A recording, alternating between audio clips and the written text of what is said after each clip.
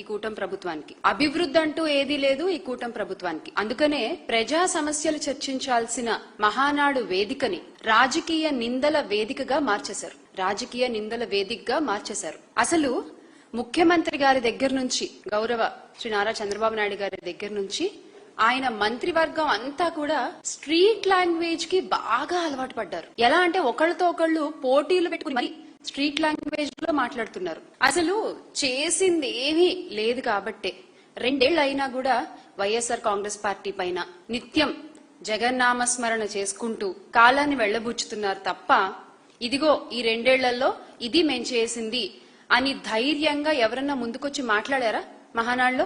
ఏదీ లేదు.